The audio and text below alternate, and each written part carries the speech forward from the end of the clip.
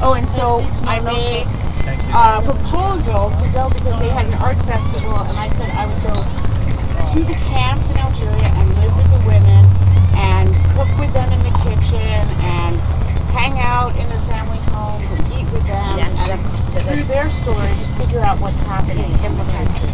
And actually the country is right under Morocco in North Africa on the west coast. And so it's right on the Atlantic. And when Franco was dying and all of Africa was being decolonized, he made a deal behind the backs of the indigenous people with Mauritania and Morocco that they could split the land. And the people had no idea. This is 1975. So they came in, the Moroccans came in with tanks and napalm, and the men stayed to fight. And the women took the little kids and the older people and went to safety across the desert, the Sahara Desert, into Algeria. And they had been there for 40 years. And when I went to visit them, I couldn't believe it because it's a completely matriarchal society. There's 99% literacy. They built all the buildings, they have hospitals, they have a school system, and they're all there just waiting for the UN to hold a referendum so that they can vote for self-determination or independence. But there's been a ceasefire between Morocco and Western Sahara since 1990, and in all that time, the UN has never called for this sit-down to happen. So they're just peacefully resisting the Moroccans. There's no human rights mandate in the occupied territory where the Moroccans are. So the Sahrawis who are there, they can be beaten up and taken to prison and disappeared. And there's no international repercussions. And so as an artist who deals with women's issues of identity and how women are conditioned different than men, sort of the quieter they are, the better they are. And the less evidence of the work you see, but they're actually doing all the work. So that's how I sort of related to them and took up their cause in terms of art, because obviously politics hasn't told us very much. And so this is a different way of acquainting people with Western Sahara and these remarkable women. So that's this kind of background. Okay? So I made these little things for the tent, and you can take them with you, and they're just sort of collages of a basic history. And this is how they pour tea. And for me to make the cookbook, I had to go into each house and then get past the whole tea ceremony to get into the kitchen, because that is a very long and elaborate ceremony, and it happens 3 times. And the first pour is a little bitter, so it's bitter as life. And the second one is sweet, so it's sweet as love. And the last one is simple or soft, and it's simple as death. So that's, so you're all having the first pour now. You're having the strong one is life. Here. Half the group is having their lunch and then they'll come in. Okay, great. Yeah, so that's what's going on. So we'll check.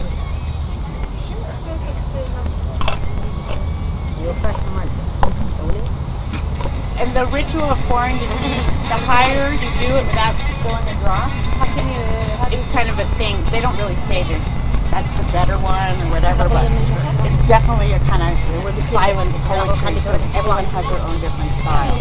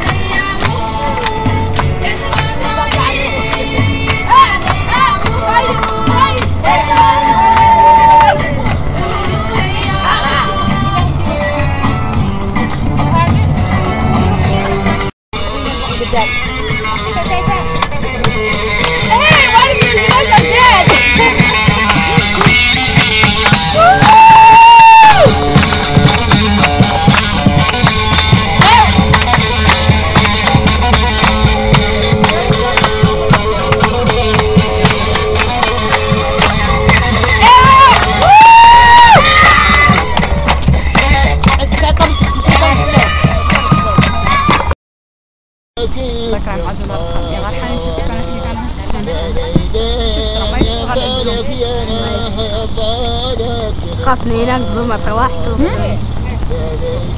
خاصني ناك بما روحتوا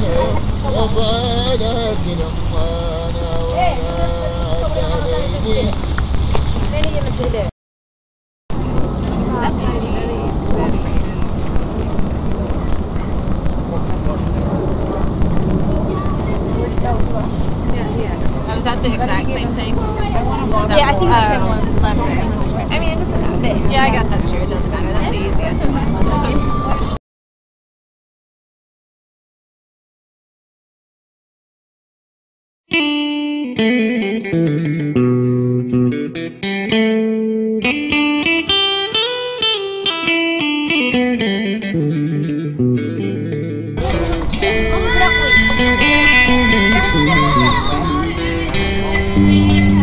لازم السكر وكل شيء جاهزين.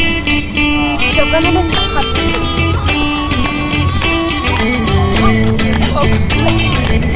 نعطيك كيسان على يد الكيسان. هذا شو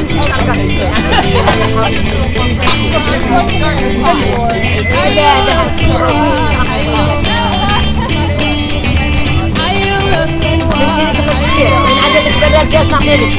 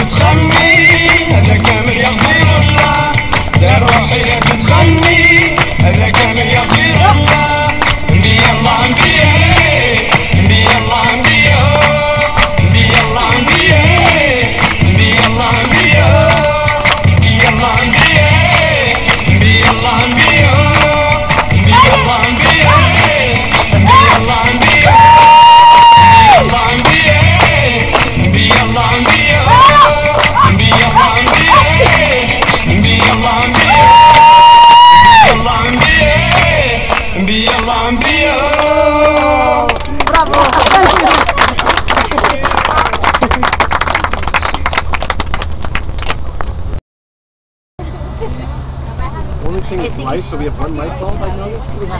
We have two. Yeah, we have two. Hi, Zizi. I'm excited after.